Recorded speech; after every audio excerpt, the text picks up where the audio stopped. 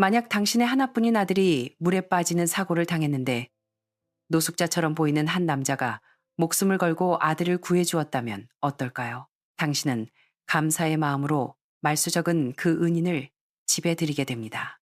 여기까지는 따뜻한 선의와 보온으로 가득 찬 훈훈한 이야기처럼 들립니다. 하지만 오늘 소개할 사례는 그런 우연한 구조에서 시작해 완전히 통제불능의 방향으로 치닫게 됩니다. 집에 들이게 된 그 남자. 그는 정말로 갈 곳 없는 노숙자였을까요? 그리고 주인공의 아들은 왜 자신의 생명의 은인에게 그토록 알 수 없는 적개심과 두려움을 느꼈던 걸까요? 가장 소름 돋는 순간은 주인공이 방 청소를 하던 중 우연히 그 남자의 침대 밑에서 낡은 가죽 가방을 발견했을 때입니다. 가방 속 물건 하나가 20년 전 사고로 실종 선고를 받은 남편의 진짜 비밀을 드러내고 말았기 때문입니다. 집으로 불러들인 은인과 남편의 죽음, 그 사이에는 대체 어떤 실타래가 얽혀 있는 걸까요? 오늘은 선의와 거짓, 구원과 죄악이 교차하는 한 가족의 이야기를 들려드리겠습니다. 제 이름은 박미란, 올해 65입니다. 속초의 작은 항구 마을에서 평생을 살았죠. 사람들은 항구 여자의 마음이 바다처럼 넓다고들 하지만 사실 제 마음은 아주 좁습니다. 지난 20년 동안 제 마음 속에는 풀리지 않는 의문 하나만이 꽉 차 있었으니까요. 내 남편 김혜룡은 도대체 어디로 사라진 걸까? 오늘 저는 드디어 그 답을 찾은 것 같습니다. 모든 일은 2세트 2층에 있는 20년 동안 비어있던 서재에서 시작되었습니다. 저희 집 세입자인 덕수 씨가 배를 타러 나간 사이였죠. 며칠 뒤에나 돌아올 예정이었습니다. 덕수 씨는 다 좋은 사람입니다. 성실하고 조용하고 묵묵히 고장난 수도꼭지나 방충망을 고쳐주기도 하죠. 딱 하나, 방 정리를 너무 안 한다는 것만 빼면요. 그가 없는 틈을 타 방을 좀 치워줘야겠다고 생각했습니다. 바닥에 무릎을 꿇고 걸레질을 하며 침대 밑 깊숙한 곳을 닦고 있을 때였습니다.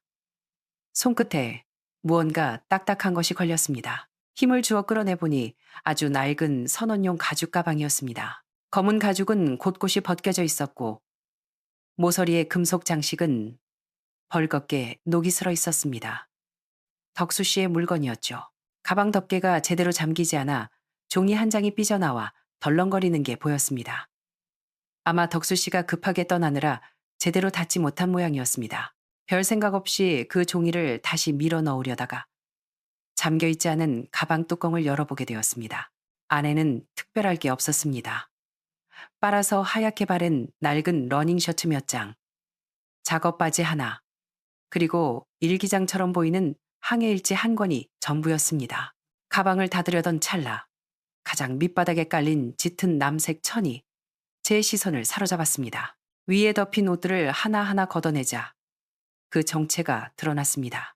그것은 아주 소중하게 개어놓은 짙은 남색의 해군 재킷이었습니다. 그 순간 제 숨이 턱하고 멈췄습니다. 떨리는 손으로 재킷의 깃을 뒤집어 보았습니다. 한쪽 눈에 잘 띄지 않는 구석에 제가 죽을 때까지 잊을 수 없는 영문 이니셜이 수놓아져 있었습니다. H, R, 김혜룡. 20여 년 전 남편이 마지막 원양어선을 타러 나가기 전날 밤 제가 하얀 실로 한 땀 한 땀 직접 수놓았던 바로 그 이니셜이었습니다. 배에서 다른 사람들 옷이랑 섞이지 말라고 말이죠.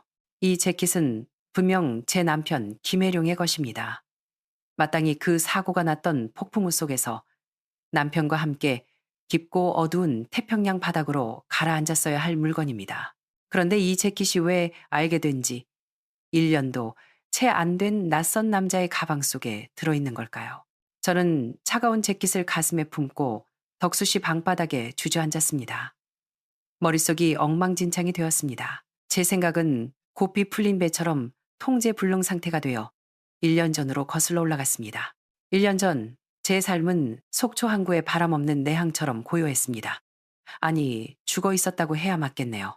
남편 혜룡이가 실종된 지 20년. 처음에는 살점이 뜯겨나가는 듯한 고통이었고 그 다음은 기약 없는 기다림이었으며 결국엔 법적으로 사망 선고를 받아들여야만 했습니다. 제 마음도 출렁이던 바다에서 더는 물결조차 잃지 않는 고인물로 변해갔습니다.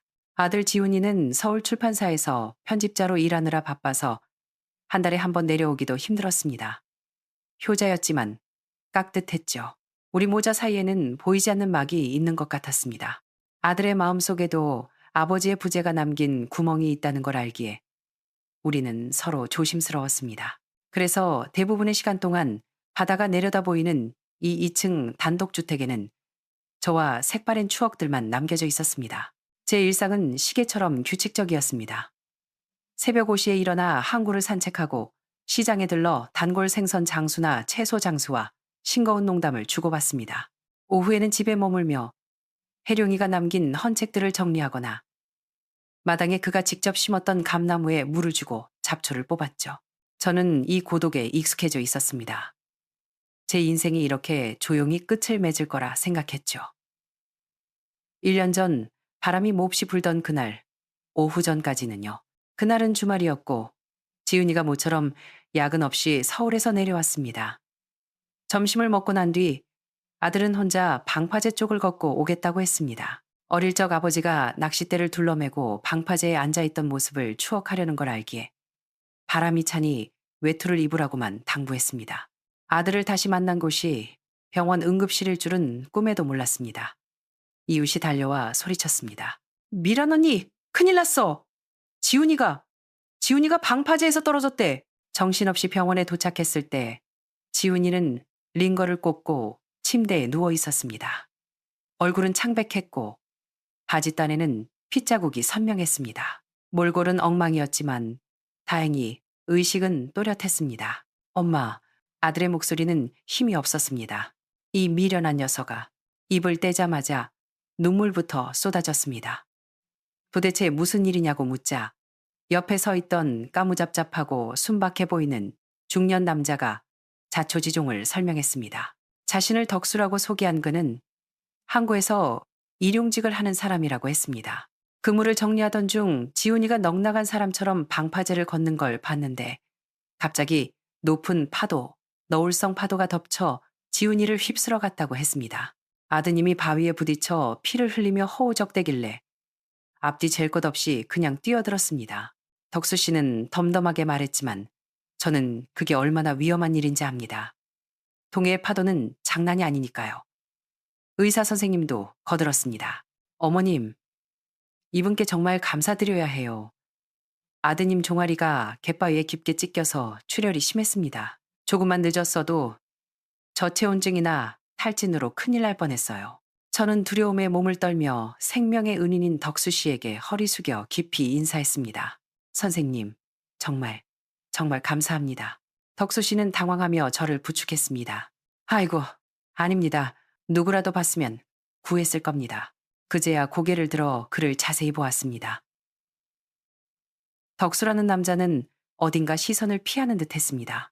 말할 때도 고개를 푹 숙이고 있었고 온몸에서 말로 설명하기 힘든 우울함과 고단함이 배어나왔습니다. 그때는 그저 내성적이고 말주변 없는 착한 사람이라고만 생각했습니다. 지은이는 며칠 입원해야 했습니다. 간호하며 저는 계속 덕수 씨 생각이 났습니다. 간호사에게 물어보니 그날 지훈이를 데려다주고 본인도 진료를 받았다고 하더군요. 구조 과정에서 찰과상을 입은 데다 예전에 다쳤던 다리가 바닷물에다 염증이 도졌다는 겁니다. 마음이 너무 무거워졌습니다. 항구 주변 사람들에게 수소문해보니 덕수 씨는 타지 사람으로 정해진 거처 없이 배나 공사판 숙소에서 잠을 자며 일용직으로 산다고 했습니다. 저는 결심했습니다. 지훈이가 퇴원하던 날 덕수 씨를 집으로 초대해 저녁을 대접했습니다. 덕수 씨, 정말 감사합니다. 덕수 씨 아니었으면 우리 아들, 별 말씀을요. 정말 괜찮습니다. 식사 후 저는 본론을 꺼냈습니다. 듣자 하니 거처가 마땅치 않으시다면서요. 그는 잠시 멈칫하더니 고개를 끄덕였습니다. 저희 집 2층에 서재로 쓰던 빈 방이 있어요. 그냥 비워두느니 덕수 씨가 들어와 사셨으면 해요. 방세는 생명의 은인에 대한 보답이라 생각하고 한 푼도 안 받을 겁니다. 제 말이 끝나자마자 분위기가 바뀌었습니다. 덕수 씨는 손사래를 쳤습니다. 안 됩니다. 안 돼요. 어떻게 염치 없이 공짜로. 그런데 의외였던 건 아들 지훈이의 반응이었습니다. 덕수 씨보다 더 격렬하게 반대하고 나선 겁니다. 엄마, 지금 제정신이세요? 신원도 확실하지 않은 낯선 사람을 집에 들이다뇨? 너무 위험해요. 갑작스러운 아들의 반응에 저도 울컥했습니다. 낯선 사람이라니, 네 생명의 은인이다. 우리 집이 이분께 빚을 졌어. 보답은 다른 방식으로 하면 되잖아요. 돈을 드리든 일자리를 알아봐 드리든. 하지만 집에 드리는 건 지훈이의 눈빛이 복잡하게 흔들렸습니다. 특히 아버지 서재를 쓰는 건 절대 안 돼요. 왜 안 된다는 거야? 20년이나 비워둔 방인데. 그냥 느낌이 안 좋아요. 저 사람 너무 이상해요. 아들의 얼굴이 붉게 상기되었습니다. 이상하다니? 덕수 씨는 그저 좀 과하게 조용하고 성실한 사람일 뿐인데 그때 저는 아들의 반대를 이해할 수 없었고 결국 제 고집대로 덕수 씨를 드리기로 했습니다. 그렇게 그는 우리 집에 20년 만에 첫 번째이자 마지막 세입자가 되었습니다. 덕수 씨는 완벽한 세입자였습니다. 아니, 마치 집에 사는 투명 인간 같았습니다. 새벽같이 나가서 밤늦게 제가 잠든 뒤에야 들어왔으니까요. 그가 머무는 서재는 언제나 티끌 하나 없이 깨끗했습니다. 하지만 그림자 같은 이 남자는 소리 없는 소신처럼 저와 집을 돌봤습니다. 어느 날은 뚝뚝거리던 주방 수도꼭지가 고쳐져 있었고 마당 감나무에 손이 닿지 않아 익은 채로 떨어지던 감들이 다음날 아침이면 깨끗이 씻겨 바구니에 담겨 있었습니다. 태풍이 몰아치던 밤 창문 흔들리는 소리에 무서워 잠 못 들던 저를 위해 덕수 씨는 밤새 불을 켜두고 집 안팎을 살폈습니다. 말 한마디 없었지만 그 세심한 배려들이 제 마음에 스며들었습니다. 20년 동안 비워둔 남편의 자리가 조금은 채워지는 기분이었습니다. 하지만 아들 지훈이는 여전히 그를 경계했습니다. 서울에서 내려올 때마다 덕수 씨를 보며 깍듯하지만 차가운 태도를 유지했죠. 지훈아, 너는 왜 그렇게 덕수 씨를 싫어하니? 저렇게 착한 사람인데. 엄마, 그게 걱정되는 거예요. 사람이 너무 지나치게 착하잖아요. 비현실적일 정도로 우리 집한테 너무 잘해주는 게 이상하지 않아요? 도대체 뭘 바라고 이러는 걸까요? 아들의 말에 저도 모르게 의구심이 피어올랐습니다. 한창 일할 나이의 남자가 왜 이 좁은 방에 살며 피 한 방울 안 섞인 나에게 이렇게까지 잘해주는 걸까? 다시 현재로 돌아와 저는 차가운 바닥에 앉아 남색 재킷을 움켜쥐고 있었습니다. 지훈이의 경고, 덕수 씨의 헌신, 그리고 이 재킷, 모든 것이 하나의 점으로 연결되기 시작했습니다. 저는 떨리는 손으로 아들에게 전화를 걸었습니다. 여보세요, 엄마. 야근 중인지 키보드 소리가 들렸습니다. 지훈아, 엄마가 묻는 말에 솔직하게 대답해라. 무슨 일 있으세요? 20년 전 네 아빠 사고 났을 때 경찰서 가서 유품 받아왔던 날 기억하지? 기억하죠. 갑자기 그건 왜요? 그때 경찰이 우리한테 돌려준 게 정확히 뭐였니? 수화기 너머로 긴 침묵이 흘렀습니다. 오래전이라 기억이 잘. 아마 아빠 신분증이랑 지갑 정도였던 것 같은데요. 저는 눈을 질끈 감고 마지막 질문을 던졌습니다. 다른 건 없었니? 예를 들면 짙은 남색 해군 재킷이라든가. 전화기 너머는 죽은 듯 고요했습니다. 그 긴 침묵이 제 마음속 한 줌의 희망마저 날카롭게 베어버렸습니다. 아들은 알고 있었습니다. 처음부터 알고 있었어요. 덕수 씨를 집에 들이는 걸 반대한 이유는 경계심 때문이 아니라 그가 감추고 있는 비밀이 두려워서였던 겁니다. 전화를 끊고 저는 꼬박 밤을 새웠습니다. 아들이 숨기는 것, 덕수 씨가 숨기는 것. 이 두 가지 비밀은 모두 실종된 제 남편 김혜룡을 가리키고 있었습니다. 남편의 죽음은 단순한 사고가 아니었습니다. 다음 날 저녁, 덕수 씨가 지친 몸을 이끌고 문을 열었을 때 거실 소파에 앉아있는 저를 보았습니다. 탁자 위에는 그 남색 재킷과 빛바랜 남편의 사진이 놓여 있었죠. 그의 얼굴에서 핏기가 완전히 사라졌습니다. 들고 있던 도시락통이 바닥으로 떨어졌습니다. 덕수 씨, 말해봐요.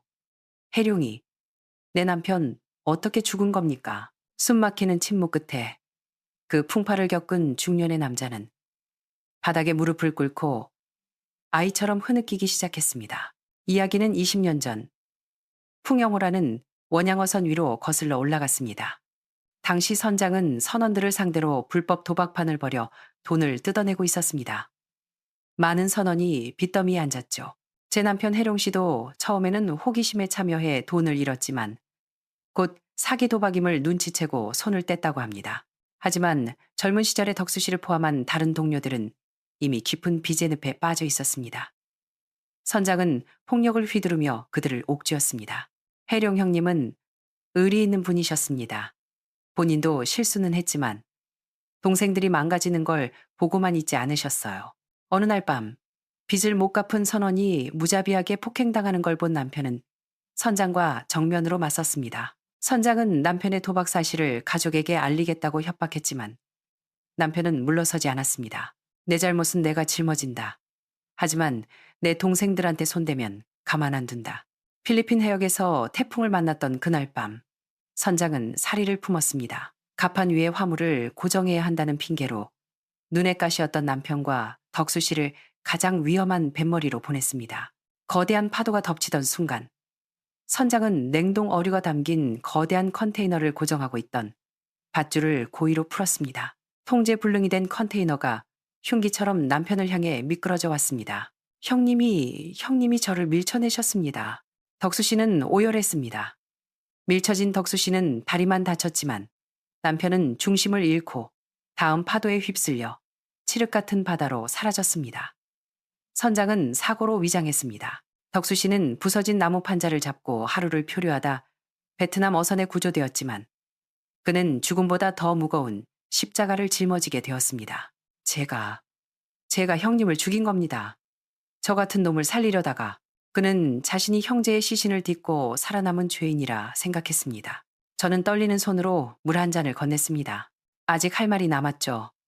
우리 아들 지훈이는 뭘 알고 있는 겁니까? 덕수 씨는 놀란 눈으로 저를 쳐다보았습니다. 구조되어 한국으로 돌아온 덕수 씨는 몰래 해양경찰을 찾아가 진실을 알렸습니다. 수사망이 좁혀오자 선장은 덕수 씨에게 거액의 합의금을 제시했습니다. 처음엔 거절했지만 남편을 잃고 생활고에 시달릴 우리 모자를 위해 덕수 씨는 그 돈을 받기로 했습니다. 단 조건이 있었습니다. 그 수억 원의 돈을 익명의 후원금으로 20년에 걸쳐 아들 지훈이의 계좌로 입금하는 것이었죠.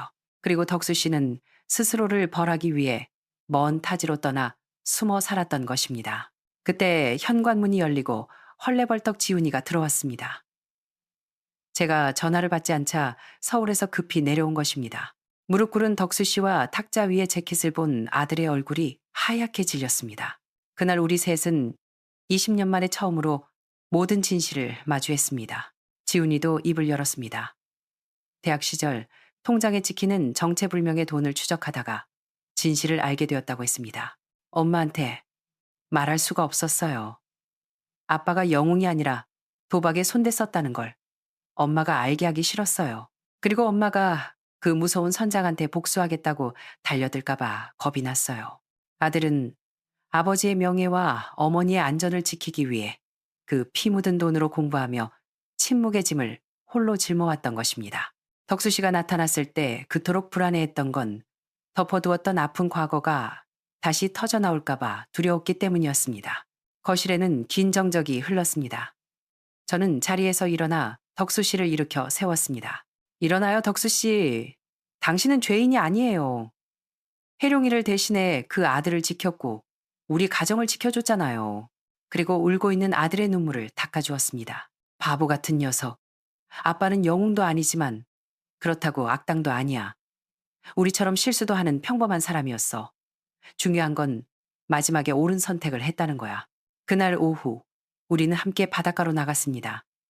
저는 남색 재킷과 사진을 작은 나무 상자에 담아 바다에 띄워보냈습니다. 혜룡 씨, 이제 집에 왔네. 덕수 씨는 죄인이 아니야. 우리 은인이지.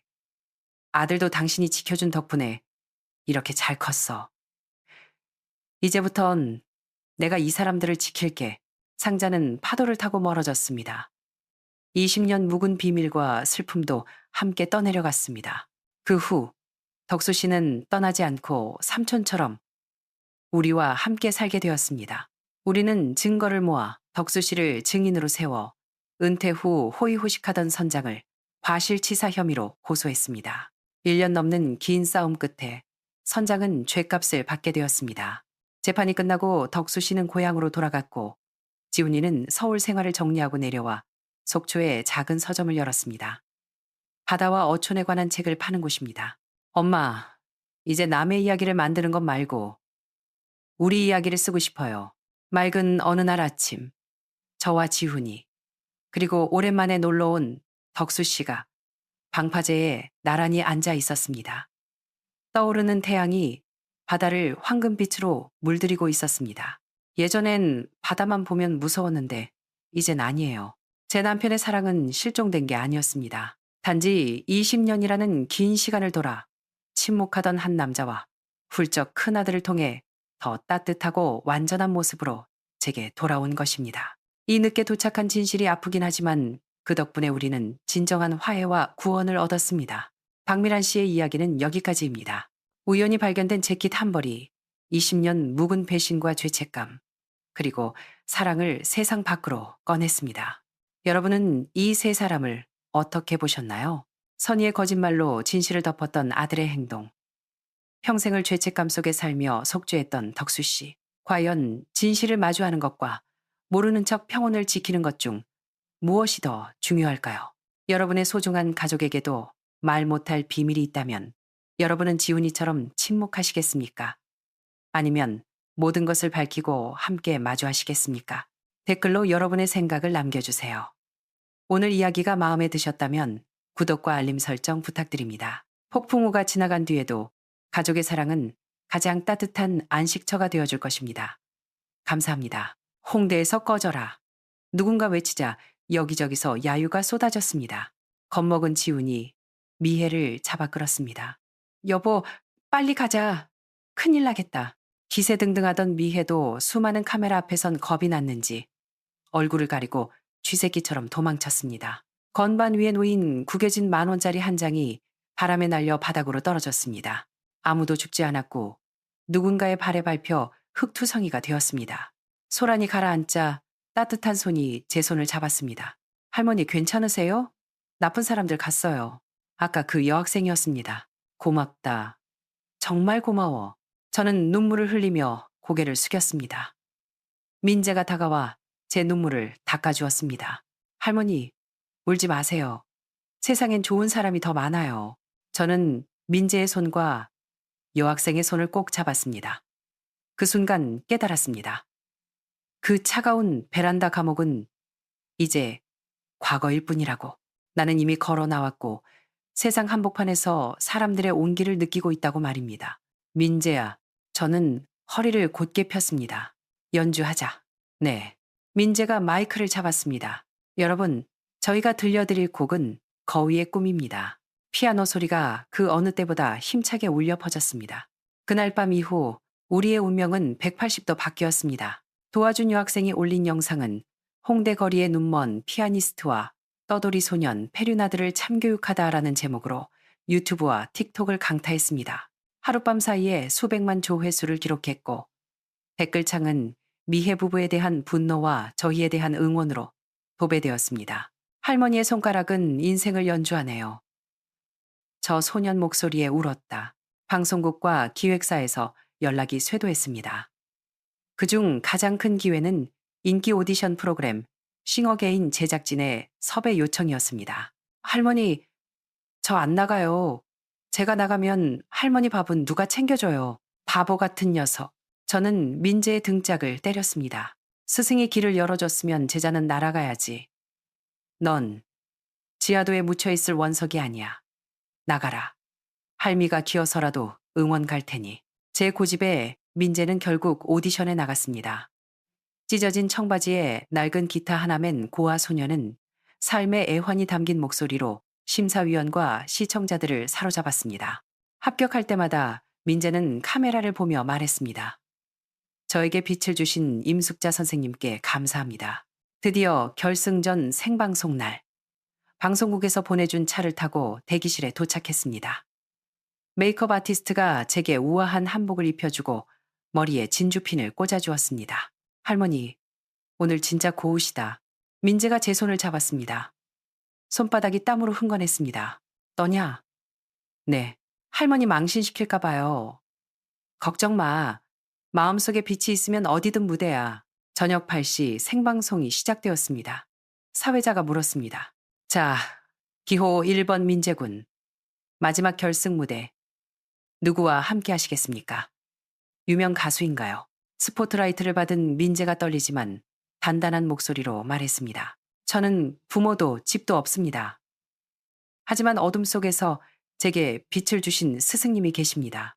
오늘 밤 저의 어머니이자 스승이신 임숙자 여사님을 반주자로 모십니다. 관객석에서 탄성과 함께 우레와 같은 박수가 쏟아졌습니다. 조명이 꺼지고 무대 중앙에 그랜드 피아노 위로 핀 조명 하나가 떨어졌습니다. 저는 건반 위에 손을 올렸습니다. 최고급 피아노의 터치감. 오랜만이다. 친구야. 저는 고향의 봄을 아주 느리게 편곡해서 연주를 시작했습니다. 한음 한음. 제가 살아온 고통과 베란다의 추위, 그리고 희망을 담아 눌렀습니다. 민재의 노래가 시작되었습니다. 난 꿈이 있었죠. 버려지고 찢겨 남루하여도 관객석에서 훌쩍이는 소리가 들려왔습니다. 민재는 노래를 부르는 게 아니라 토해내고 있었습니다. 저는 눈을 감고 지훈이를 업어 키우던 시절, 남편을 보내고 혼자 울던 밤, 그리고 10만 원짜리 수표보다 가벼웠던 며느리의 말 한마디까지 모두 건반에 실어 보냈습니다. 마지막 건반을 누르고 손을 떼자 정적이 흘렀습니다. 그리고 3초 뒤 스튜디오가 떠나갈 듯한 함성이 터져나왔습니다. 이건 노래가 아닙니다. 절규이자 생명입니다. 심사위원이 눈물을 닦으며 말했습니다. 그날 우리는 더 이상 홍대의 맹인과 고아가 아니었습니다. 무대의 주인공이었습니다. 민재는 우승을 차지했습니다. 우리는 유명해졌습니다. 광고 섭외가 들어오고 저에게는 연주 앨범 제의가 들어왔습니다. 그러자 돈 냄새를 맡은 하이에나들이 움직이기 시작했습니다. 아들과 며느리. 처음에는 전화를 해대더군요. 엄마, 나 지훈이야. 방송 봤어. 보고 싶어 죽는 줄 알았네. 방 깨끗이 치워놨으니까 빨리 들어와. 어머니, 저 미혜예요.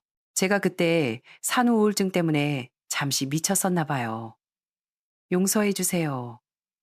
우리 가족이잖아요. 저는 말없이 차단했습니다.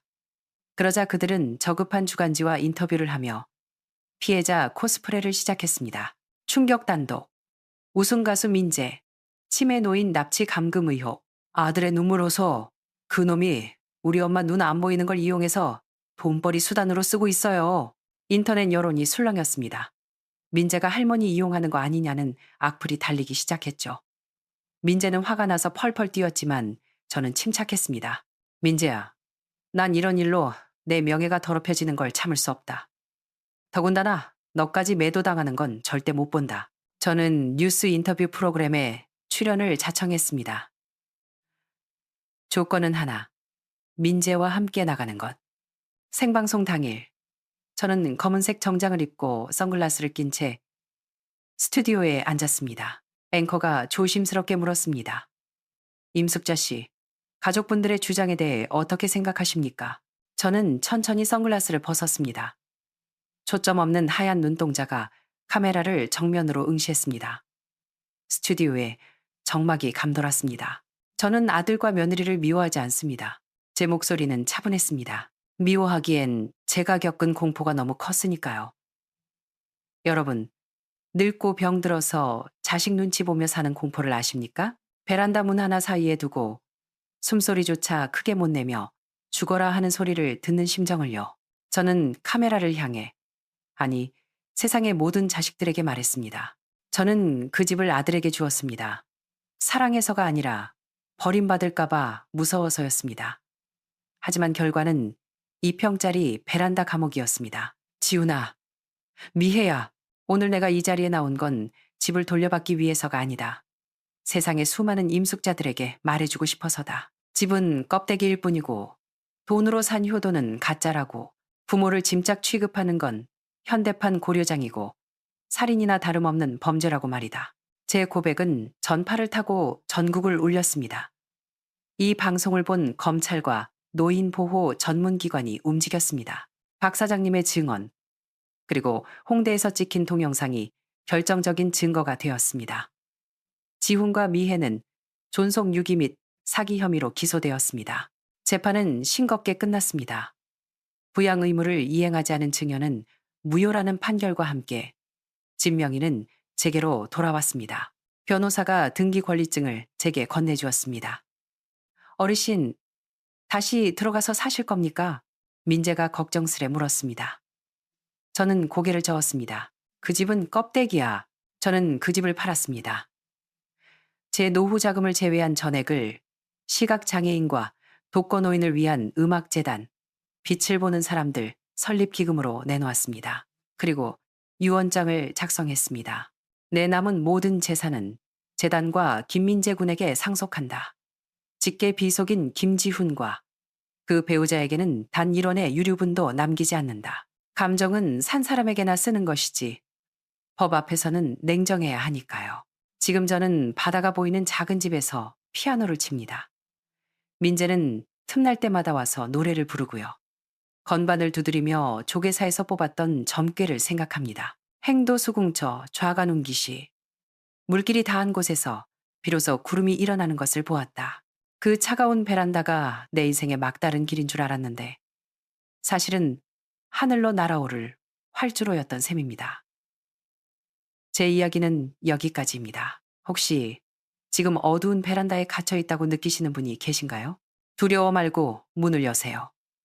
당신을 기다리는 세상은 생각보다 따뜻하고 당신의 노래는 아직 끝나지 않았으니까요. 선생님, 죄송하지만 이 부동산은 이미 한 달 전에 매매 예약 가등기가 되어 있었고 지난주에 잔금 납부와 함께 소유권 이전이 완료되었습니다. 현재 소유주는 박수진 님이 아닙니다. 뭐라고요? 집문서가 엄마한테 있는데 어떻게 팔아요? 집문서는 재발급 가능합니다. 그리고 모든 절차가 합법적으로 끝났습니다. 가져오신 증여 서류는 소유주가 바뀌어서 효력이 없습니다. 민우는 미쳐 날뛰었을 겁니다. 집으로 달려가 봤자 이미 새 주인이 고용한 인테리어 업자들이 공사를 하고 있었겠죠. 이건 내 집이야 라고 소리쳐봤자 경찰 부릅니다라는 대답만 돌아왔을 테고요. 그는 텅 빈 거리에서 깨달았을 겁니다. 집을 잃은 게 아니라 자신이 엄마를 협박할 수 있는 유일한 수단, 그리고 자신이 용서받을 수 있다는 마지막 착각마저 잃어버렸다는 것을요. 비행기 출발까지 이틀 남았습니다. 호텔방에서 숨죽이고 있는데 낯선 번호로 문자가 왔습니다. 어머님, 저 지은이에요. 떠나시는 거 알아요. 민우 씨 문제로 드릴 말씀이 있어요. 시은이 안전 때문에 그래요. 제발 한 번만 만나주세요. 지은이? 의심스러웠지만 시은이 안전이라는 말에 가슴이 철렁했습니다. 민우가 그들에게 또 해코지했을까봐 걱정되어 견딜 수가 없었습니다. 저는 만약을 대비해 조 변호사에게 위치를 알리고 휴대폰을 긴급 신고 모드로 설정한 뒤 약속 장소인 강남의 한 키즈 카페로 향했습니다. 카페 안쪽 방에 지은이가 앉아 있었습니다. 안으로 들어가자 지은이가 파랗게 질린 얼굴로 저를 쳐다보았습니다. 입술이 떨리고 있었습니다. 그 순간 뒤에서 문이 쾅 하고 닫혔습니다. 민우였습니다. 손에는 과도가 들려 있었습니다. 엄마? 그가 비릿하게 웃었습니다. 역시 손녀일이라면 끔찍하시네. 그는 지은이의 머리채를 잡고 칼을 목에 들이댔습니다. 지은이가 비명을 질렀습니다. 돈 내놔. 집한 돈. 다 어디로 빼돌렸어? 나 죽이려고 작정했어? 돈 안 내놓으면 얘 죽이고 나도 죽고 엄마도 죽는 거야. 그의 손이 떨리면서 지은이의 목에 붉은 실선이 그어졌습니다. 민우야, 진정해. 돈 줄게. 얼마면 돼? 4억. 당장 내 계좌로 이체해. 알았어. 진정해. 저는 천천히 휴대폰을 꺼내는 척하며 전원 버튼을 5번 눌렀습니다. 지잉하는 진동과 함께 경찰에 신고가 접수되고 위치가 전송되었습니다. 인터넷이 좀 느려. 기다려봐. 시간을 끌었습니다. 빨리 안 해. 그가 소리쳤습니다. 저는 송금 버튼을 누르고 확인 화면을 보여주었습니다. 그때 밖에서 사이렌 소리와 함께 경찰들이 들이닥쳤습니다. 꼼짝 마, 경찰이다. 민우는 당황하더니 더욱 미쳐 날뛰며 지은이를 끌고 가려 했습니다. 오지 마. 다 죽여버릴 거야. 그가 칼을 지은이에게 꽂으려던 찰나 저는 식탁 위에 있던 뜨거운 차가 든 주전자를 집어들어 있는 힘껏 민우의 손목을 내리쳤습니다. 뜨거운 물과 충격에 민우가 칼을 떨어뜨렸고 경찰들이 그를 덮쳤습니다. 바닥에 제압당한 민우가 고개를 쳐들고 저를 노려보며 소리 질렀습니다. 엄마가 나를 신고해? 내가 아들인데. 어떻게 엄마가 이럴 수 있어? 저는 떨리는 손으로 지은이를 일으켜 세운 뒤 바닥에 깔린 아들에게 다가가 말했습니다. 김민우, 나랑 네 아빠는 수없이 기회를 줬어. 내 발로 기회를 차버린 건 너야. 세상 탓, 부모 탓 하지 마. 내 욕심이 너를 괴물로 만든 거야. 감옥에서 평생 반성해라. 난 이제 널 낳은 적 없는 셈 칠 거다. 저는 뒤돌아섰습니다. 이것이 자식과의 마지막이었습니다. 이틀 뒤 인천공항 출국장 지은이가 시은이를 데리고 배웅을 나왔습니다. 어머님, 정말 감사해요. 어머님 아니었으면 저랑 저는 지은이를 안아주었습니다. 그런 말 마라. 시은이 잘 키워. 저놈은 네 남편도 시은이 아빠 자격도 없어. 저는 시은이에게 다가가 눈높이를 맞췄습니다. 시은아, 할머니가 아주 먼 곳으로 가요. 할머니, 언제 와? 저는 대답 대신 웃으며 작은 통장을 시은이 손에 쥐어주었습니다. 제 폐물을 팔아 마련한 시은이의 학자금 통장이었습니다. 시은아, 나중에 커서 꼭 정직하고 착한 사람이 되어야 해. 알았지? 어머님, 건강하세요. 도착하면 꼭 연락 주시고요. 지은이의 인사를 뒤로하고 저는 출국 심사대로 향했습니다. 뒤돌아보면 발길이 떨어지지 않을 것 같아 앞만 보고 걸었습니다. 비행기가 굉음을 내며 이륙했습니다. 창밖으로 멀어지는 서울의 풍경. 부비치는 한강과 남산타워가 장난감처럼 작아졌습니다. 저곳에 제 청춘이 있었고 남편과의 사랑이 있었고 한때 완벽하다고 믿었던 가정이 있었습니다. 이제는 모두 과거가 되었습니다. 저는 제 손을 내려다보았습니다. 갓난아이였던 아들을 안고 걸음마를 가르치던 손. 하지만 결국 그 아들을 감옥으로 보낸 손. 뼈가 으스러지는 듯한 아픔이 심장을 찔렀습니다. 제 살을 도려내는 것보다 만 배는 더 아팠습니다. 도박과 마약이 이렇게 무서운 줄 몰랐습니다. 착했던 내 아들을 송두리째 집어삼키고 부모에게 칼을 겨누게 만들었으니까요. 하지만 그 아픔 덕분에 저는 살았습니다. 독하게 끊어내지 않았다면 우리 모두 그 늪에 빠져 죽었을 테니까요. 구름 위로 비행기가 올라가자 햇살이 기내로 쏟아졌습니다. 마치 남편이 저를 보며 웃어주는 것 같았습니다. 수진아, 잘했어. 울지 말고 앞으로 나아가. 저는 눈물을 꾹 참고 미소를 지었습니다. 싱가포르에서의 삶이 외로울지 모릅니다. 하지만 두렵지 않습니다. 이제 제 인생은 온전히 저의 것이니까요. 저는 여행 가방 하나와 비행기표, 그리고 마침내 자식이라는 짐을 내려놓은 홀가분한 마음만을 가지고 떠납니다. 박수진 여사의 이야기는 여기까지입니다. 행복했던 가정이 도박과 마약으로 인해 파탄나고 결국 어머니가 아들을 감옥에 보내고 떠나야만 했던 이 비극적인 결말. 여러분은 어떻게 보셨나요? 누군가는 아무리 그래도 자식인데 너무 매정하다라고 할 수도 있습니다. 하지만 또 누군가는 악의 구렁텅이에서 자신과 손녀를 지키기 위한 뼈를 깎는 결단이었다라고 박수칠지도 모릅니다. 여러분이 만약 박수진 여사였다면 칼을 들고 위협하는 아들 앞에서 어떤 선택을 하셨을까요? 끝까지 품어주는 것이 사랑일까요? 아니면 과감하게 끊어내는 것이 진정한 사랑일까요? 도박과 마약은 한 사람뿐만 아니라 가족 전체를 파멸로 이끄는 무서운 병입니다. 여러분의 생각과 감상을 댓글로 남겨주세요. 오늘 이야기가 마음에 드셨다면 구독과 좋아요, 알림 설정 부탁드립니다. 어둠 속에서도 빛을 찾아 나아가는 용기가 필요한 분들에게 이 영상을 공유해주세요. 시청해주셔서 감사합니다.